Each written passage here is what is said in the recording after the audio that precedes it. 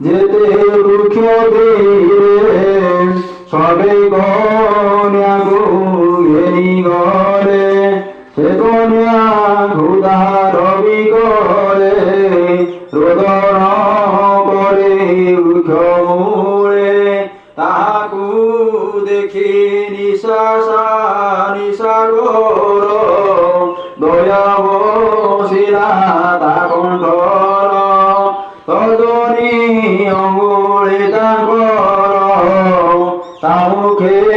দেলে নিশাগর রন্ধ্র করে সুধা দিলা তা পানে ক্ষুধা দূর হইলা।